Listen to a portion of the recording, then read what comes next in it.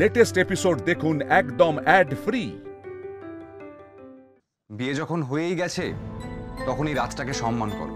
দাদাভাই কতবার আর বলবে যে তুমি নর্মাল থাকো নর্মাল থাকো? তুমি তো নর্মাল থাকতেই পারছো না। তোমার আচরণ থেকেই তো যারা জানতো না, যারা বুঝতো না, ইনফ্যাক্ট যাদের বোঝার কথাও নয়, তারাও জেনে যাচ্ছে। I sorry. দেখো, সরি বলা না বলাটা কোনো ব্যাপার নয়। একটু নর্মাল থাকো না, জাস্ট বিহেভ নর্মালি। এই যে দাদাভাইয়ের বন্ধুরা রয়েছে, এটা সবাই কিন্তু এক্সপেক্ট করছে তুমি একটা গান গাইবে। কই, তুমি গাইছো না তো? এই, তোমরা ওকে ওইভাবে বকাবকি করো না। ও ঠিক গান গাইবে, আমি বলছি। দেখো, এই মেঘ, একটা গান করতো।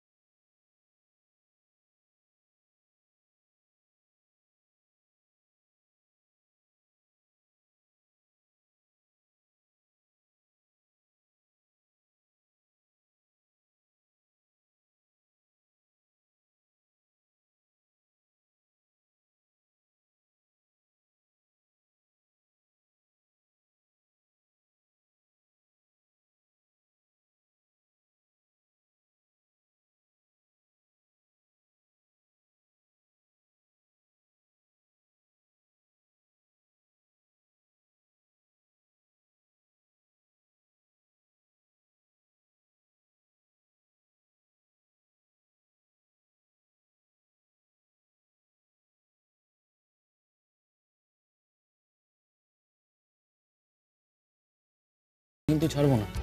হ্যাঁ, আমি কিন্তু আমার বোনকে রাজি করিয়েছি। এবার তোমাকেও একটা গান গাইতেই হবে। আমি কাউকে ডিসঅ্যাটেন্ড করব না, আমি গান গাইবো। কিন্তু মেঘ, তোমাকেও আমার সঙ্গে গাইতে হবে। আমি আর গান গাইতে পারবো না। আজ থেকে তো সব গান দুজনে মিলেই গাইবো।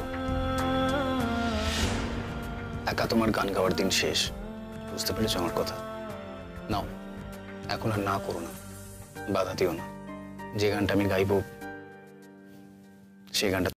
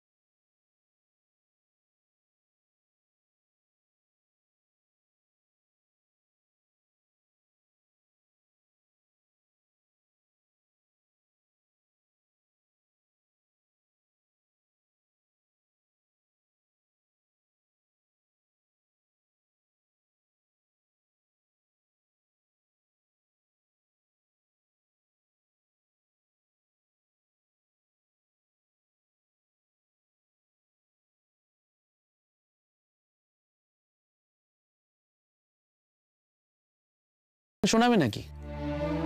দেখুন প্লিজ আমায় ক্ষমা করবেন, আজকে আমি আর গান গাইতে পারবো না। আমি কি বলছি, এবার আমি উঠি, ঘরে যেতে হবে, আমার খুব ঘুম ঘুম পাচ্ছে। বলছি মেঘ, তোকে যেরকম বললাম আমার কথা শুনে চলবি, হ্যাঁ? আর কাল তো চলেই যাচ্ছিস, সৌরনীলকে হার্ট করবি না, ওকে আঘাত দিবি না, হ্যাঁ?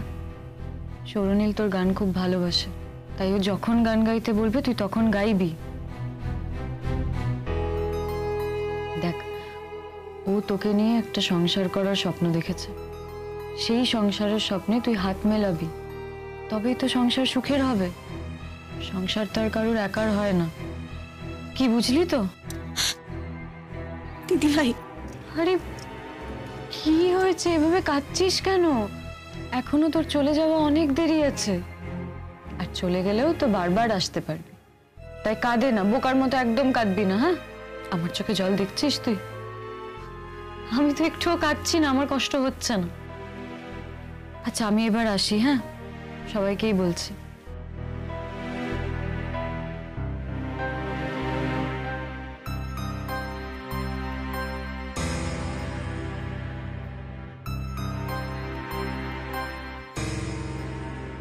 ময়ূরের এই রূপটা ঠিক বিশ্বাসযোগ্য হচ্ছে না।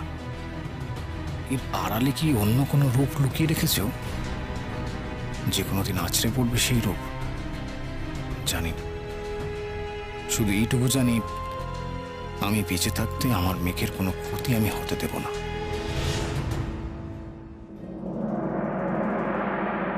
বৌমা, কোনে বিদায়টা করতে হবে তো এবার। করে দিন না, আমার কাছে ওর বিদায় কালকেই হয়ে গেছে।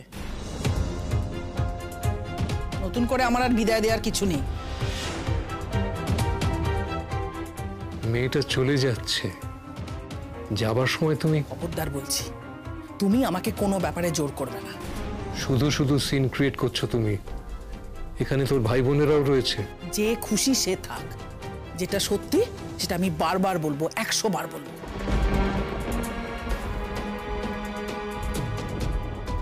আর মেঘ, অষ্টমঙ্গলায় তোমাকে এ বাড়িতে আসতে হবে না, এখানে কোনো রিচুয়াল হবে না। আর যদি হয় সেটা তোমার বাবা একা করবে, আমাকে জানিয়ে দিও, আমি এ বাড়ি থেকে চলে যাব। মা তুমি চুপ করবে প্লিজ, এসব কথা কেন বলছো তুমি? আমি যখন সবটা মন থেকে মেনে নিয়েছি, তোমার কিসের অসুবিধা হচ্ছে? তুমি যে মেনে নাওনি সেটা আমার থেকে ভালো আর কেউ জানে না ময়ূরী। সব দিকে যাতে শান্তি থাকে সেই জন্য তুমি নিজেকে সামলে নিয়েছো। যে অপমানটা তোমাকে সবার সামনে হতে হয়েছে, সেই অপমানটা ভোলা যায় না ময়ূরী। আমি তো তোমার মা, তোমাকে আমার থেকে ভালো কেউ চেনে না। অনেকক্ষণ ধরে আপনি অনেক কথা বলে চলেছেন। আপনারা যেটা করেছেন সেটা ঠিক করেছেন? এত বছর ধরে একটা মেয়েকে এক্সপ্লয়েট করেছেন, কোনোদিন ভেবে দেখেছেন তার এতে মত আছে কিনা? আপনি ধরেই নিয়েছেন যে আপনার বড় মেয়েকে বাঁচাবার জন্য আপনার ছোট মেয়ে চিরকাল সঙ্গ দিয়ে যাবে। কিছু মনে করবেন না, আপনি একজন স্বার্থপর।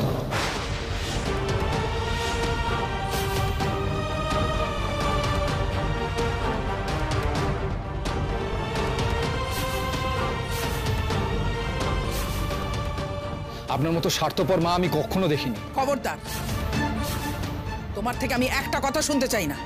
আমার পরিবারের ব্যাপারে তুমি একদম মাথা গলাবে না।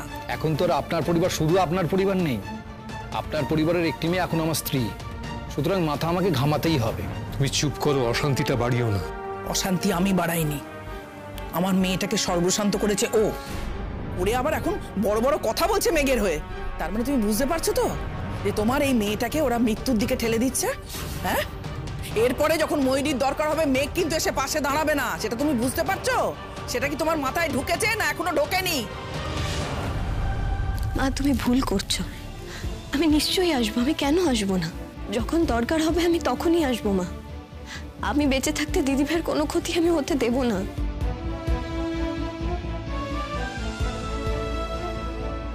জন্মালে সবাইকেই মরতে হয় মা, কেউ আজ যায় আর কেউ কাল।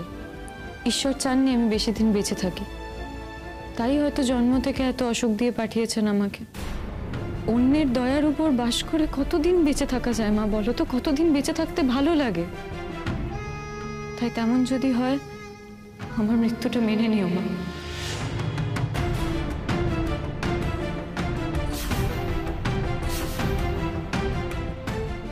সত্যিই তো, মেঘ নতুন শ্বশুর বাড়িতে যাচ্ছে, নতুন বিয়ে হয়েছে, সেখানে গিয়ে আমার জন্য ওকে যদি বারবার আসতে হয়, সেটা ঠিক হবে না। আমি নিজেও সেটা চাই না। তুই এরকম কথা বলিস না ময়ূরী, এরকম কথা বলিস না। ও একটা সর্বনাশী, স্বার্থপর মেয়ে। ও তোর জীবনটাকে ধ্বংস করে দিয়েছে। এবার তুই যাতে বেঁচে না থাকিস সেই চেষ্টাই ও করবে। আমি ডাক্তারের কাছে যাব, আমি দেখব নতুন কোনো উপায় আছে কিনা। আমি এভাবে তোকে চলে যেতে দিতে পারবো না মা। যে মেয়েটা আপনাদের জন্য এতদিন ধরে এত কিছু করলো, তার উপর আপনাদের একটুও ভরসা নেই। তার সংসার দেখে এত খারাপ লাগছে আপনার। আর এখন যদি আমি অভিযোগ করি যে আপনারাই বা আমাকে সত্যি কথাটা বলেননি কেন, আসলে কি অসুখ করেছিল সেটা আপনারা আমাকে জানাননি, সামান্য রক্তের অসুখ বলে এড়িয়ে গেছেন। স্যার কিন্তু এই কথাটা বলতে চেয়েছিলেন, আপনিই বলতে দেননি। আমি তো বলবো আপনি ক্রাইম করেছেন। আপনি না জানিয়ে গোপন করে এই বিয়েটা দিতে চেয়েছেন। বিয়েটা আমি করতে পারিনি অন্য কারণে, সেটা আলাদা কথা। হয়তো আমার জীবনে মেঘের সঙ্গে দেখা না হলে আমি ময়ূরীকে বিয়ে করতাম, তখন অসুখ কিন্তু কোনো বাধা হয়ে দাঁড়াতো না। কিন্তু একটা কথা বলুন তো, আপনি যা করেছেন তা ঠিক করেছেন? তারপরেও এত বড় বড় কথা বলা আপনার পক্ষে মানায়? তুমি কি আমাকে জাজ করছো? 100 বার করছি, কারণ আপনি তো অন্যায়গুলো করেছেন। নীল প্লিজ, এখন ছাড়, এখন এসব নিয়ে কথা বলিস না। এখন বাড়িতে যাওয়ার সময়, এখন এই বিষয় নিয়ে কথা বলার সময় না। আর তাছাড়া এই সমস্ত কথা বলে তো এখন কোনো লাভ নেই। যা হওয়ার তা তো হয়েই গেছে। এটা তো ঠিকই যে ময়ূরীর জন্য এই ঘটনাটা সত্যিই খারাপ। তোমার কিন্তু অনেক আগের থেকে বলা উচিত ছিল নীল। তুমি তার নিশ্চয়ই প্রতিশোধ নাওনি, তাই না? ওনারা রক্তের হালকা অসুখ আছে বলে এড়িয়ে গেছেন বলে তুমি একটা মেয়েকে বিয়ের সাজে সাজিয়ে তারপরে তাকে ক্যান্সেল করেছো। সেটা নিশ্চয়ই তোমার প্রতিশোধ নয়, কিন্তু লোকে তো তাই ভাববে। যা হয়ে গেছে তা তো হয়েই গেছে। ভুলই হয়েছে, দুপক্ষেরই ভুল হয়েছে। আমি অ্যাটলিস্ট নিরপেক্ষভাবে এটাই বলতে পারি। দেখুন, আপনাদেরও কিন্তু আমাদের ইনফর্ম করা উচিত ছিল সবটা ভুলে। আর নীল, তোমারও কিন্তু আমাদের পরিষ্কার করে এই ব্যাপারটা জানানো উচিত ছিল যে তুমি এই বিয়েটা করতে চাও না। আমার সঙ্গে যার বিয়ে হওয়ার কথা ছিল আমি তাকে জানিয়েছিলাম। আমি ভেবেছিলাম ময়ূরী সবটা শুনে বুঝতে পারবে এবং এই বিয়ে থেকে হয়তো পিছিয়ে আসবে, কিন্তু সেটা হয়নি। যাই হোক, পরিস্থিতির কারণে সে কনের সাজ সেজে এসেছিল, তারপর কিন্তু সে মেনে নিয়েছে। মানতে পারছে না অন্যরা, ওর মা।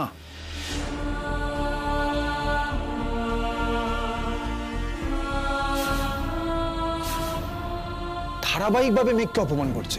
মেঘের তো এই অপমানটা পাওয়ার কথা নয়। মেঘের অন্যায়টা কোথায়? আজ অব্দি কোনো একটা ক্ষেত্রে কেউ অভিযোগ করেছে? আপনি বলতে পারবেন কখনো ময়ূরীকে ভুগতে হয়েছে ওর জন্য? তাহলে আপনার এটা কেন মনে হচ্ছে যে মেঘের বিয়ে হয়ে গেলে মেঘ ময়ূরীর আর পাশে দাঁড়াবে না? আর যদি এটা মনে হয়ে থাকে, আর সেই মনে হওয়া থেকে উনি বঞ্চিত করতে চেয়েছেন মেঘকে একটা সাধারণ সুখী জীবন থেকে, আর তার জন্য ওনার কোনো অনুশোচনাও নেই, এটা কি করে সম্ভব কাকামণি? উনি আমাকে অ্যাকিউজ করছেন। উনি মেঘকে বলছেন ও যেন অষ্টমঙ্গলায় না আসে। উনি অষ্টমঙ্গলে আসতে না করছেন, ঠিক আছে, কিন্তু ভগবান না করুক ওনার বড় মেয়ের যদি কোনো ক্রাইসিস হয়,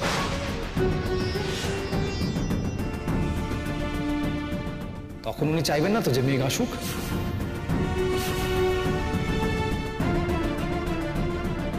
ওই তো দেখো দেখো, আমাদের দুর্বলতার সুযোগ নেওয়া হচ্ছে এখন থেকেই। জানি তো, জানতাম এটাই হবে। কিরে মেঘ, বলে দে না, তুই আজকেই বলে দে, তুই আর আসবি না, বলে দে। ও কি একবারও এই কথাটা বলেছে? বারবার ওকে দিয়ে এই কথাটা বলাতে চাইছো কেন? কি প্রমাণ করতে চাইছো তুমি? ও স্বার্থপর, খারাপ মেয়ে। শোনো, তুমি যতই বলো না কেন, এখানে যারা যারা রয়েছে, আত্মীয় স্বজন বন্ধু বান্ধব, কেউ এ কথা বিশ্বাস করবে না। তুমি এটা বোঝো না?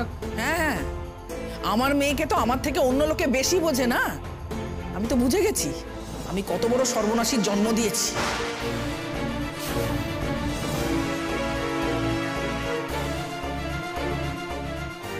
আচ্ছা, আমাদের হাতে না এখন একদম সময় নেই, মানে ছেলে বউকে নিয়ে বাড়ি যেতে হবে।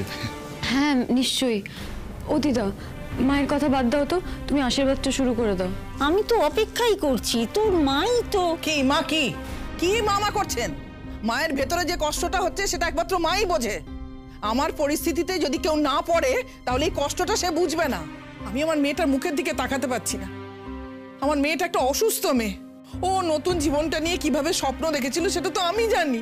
এখন সবাই মিলে ওর স্বপ্নটাকে ভেঙে চুরে একদম তছনছ করে দিয়েছে। আর সব থেকে বেশি দায়ী ওর বাবা। তার জন্য তুমি যা বলার আমাকে বলো, আলাদা করে বলো। এখন তুমি এরকম সিন ক্রিয়েট করছো কেন? মেয়েটা চলে যাচ্ছে তো। মেয়েটা চলে যাচ্ছে মানে? মেয়েটা তো চলে যেতেই চেয়েছে, পাটা তো বাড়িয়েই ছিল। যেই দেখেছে দিদির জন্য একটা ভালো সম্বন্ধ এসেছে অমনি ঝাঁপিয়ে পড়েছে তার উপর। একটা বদমাইশ মেয়ে কোথাকার।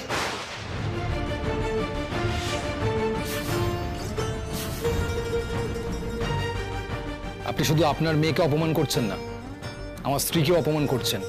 আপনি যদি আর একটাও কথা বলেন, আমি এই অবস্থায় এই মুহূর্তে মেয়েকে নিয়ে ফিরে যেতে বাধ্য হব।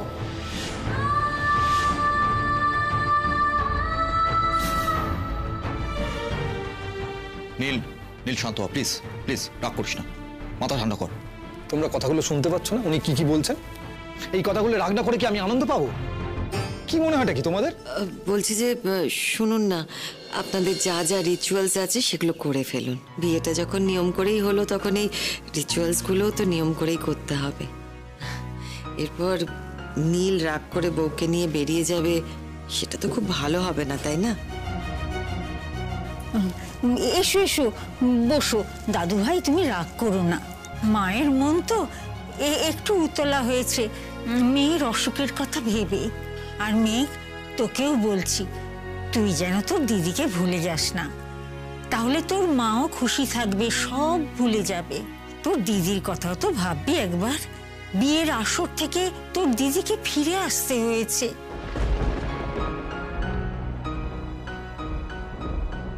ন্যাকামো করে এখন চোখের জল ফেলছে লোকে সিম্প্যাথি নেবার জন্য। তোকে না কেউ সিম্প্যাথি দেখাচ্ছে না। সবাই ভাবছে তুই পৃথিবীর শ্রেষ্ঠ খারাপ মেয়ে। আমি মুখে বলছি, সবাই মুখে বলছে না, এইটুকুই যা পার্থক্য। কাঁদছো কেন তুমি? তুমি তো কোনো অন্যায় করোনি, কোনো অন্যায় করোনি তুমি। তুমি এই জীবনে যাকে ভালোবেসেছো তার হাত ধরেছো, বরং এর উল্টোটা হলে সেটা অন্যায় হতো। দেখো মেঘ, আমি তোমার দিদিকে ঠকাতে চাইনি, আমিও কোনো অন্যায় করিনি। তোমার দিদি নিশ্চয়ই সেটা বুঝতে পেরেছে, আর তুমিও সারা জীবন ঠকে থাকো সেটা আমি চাইনি, তাই আমি তোমার হাত ধরেছি। আমি কোনো অন্যায় করিনি মেঘ, তুমি নিজে অপরাধ বোধে ভুগো না। এসো এসো, আমি আশীর্বাদটা সেরে ফেললি। এসো বাবা, এসো।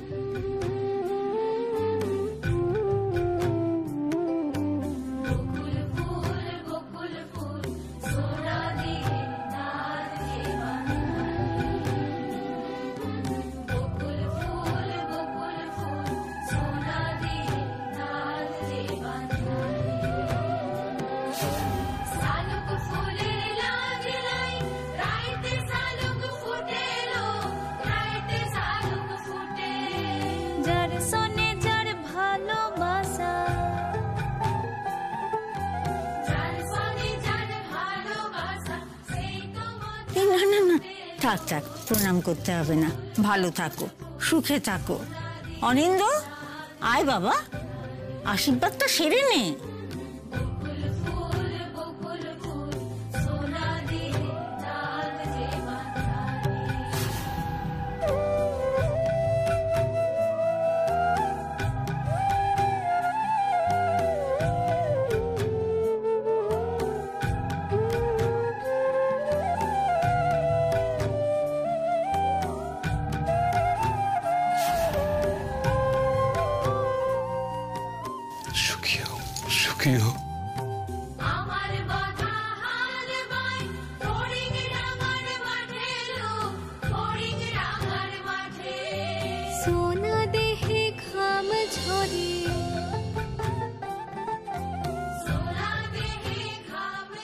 আমার এই মেয়েটা খুব নরম, জানো, ওকে যে কেউ যা খুশি বলে চলে যেতে পারে। আঘাত পায় কিন্তু আঘাতটা ফিরিয়ে দিতে পারে না। তুমি ওকে একটু দেখো নীল, একমাত্র তুমি ওকে পুরোটা বুঝতে পেরেছ। তোমার উপর আমি অনেক ভরসা করি নীল, আমি বিশ্বাস করি তুমি ওকে কোনোদিন ভুল বুঝবে না। প্রাণ ভরে আশীর্বাদ করি তোমরা খুব সুখী হও। বাপি, তোমাকে ছেড়ে থাকবো কি করে বলো তো? কেন রে, আমাকে ছেড়ে থাকতে হবে কেন? আমার যখন ইচ্ছে হবে আমি তোর বাড়িতে চলে যাব। তোর যখন আমাকে দেখতে ইচ্ছে করবে তুই এখানে চলে আসবি। এটা তো শুধু তোর মায়ের বাড়ি নয়, এটা তো আমারও বাড়ি। আর একটা কথা মা, তোর দিদিকে একটু দেখিস। তোর দিদির জীবনটা তো বেঁচে আছে তোর জন্যে, তোর দিদিকে বাঁচিয়ে রাখিস। হয়তো অনেক সময় তার জন্য অনেক স্যাক্রিফাইস করতে হবে তোকে। একটা মানুষকে বাঁচিয়ে রাখার জন্যই এই ত্যাগ স্বীকার, এটাকে ঈশ্বরের আশীর্বাদ বলে ধরিস। তুমি চিন্তা করো না বাপি, আমি বেঁচে থাকতে দিদিভাইয়ের কোনো অসুবিধা আমি কোনোদিন হতে দেব না। দিদিভাই বেঁচে থাকলে তো আমারই লাভ। আমি যে আমার দিদিভাইকে খুব ভালোবাসি বাপি। ভালোবাসি? ভালোবাসার নমুনা যা দেখিয়েছে, আবার বলছে ভালোবাসি। ও মা, ভালোবাসা? মা প্লিজ তুমি থামবে? আমি আর সহ্য করতে পারছি না। বুকের ভেতরটা যে কি হচ্ছে সেটা আমি বলে বোঝাতে পারবো না। তুই নিশ্চয়ই বুঝতে পারছিস যে কেন আমি চুপ করে থাকতে পারছি না। না, আমি বুঝতে পারছি না মা। একই কথা বারবার বলে কি লাভ বলো তো? ওরা তো চলেই যাচ্ছে, যাও না ওদেরকে একটু আশীর্বাদ করো ভালোবেসে। না, ওই মেয়েকে আমি আশীর্বাদ করব না।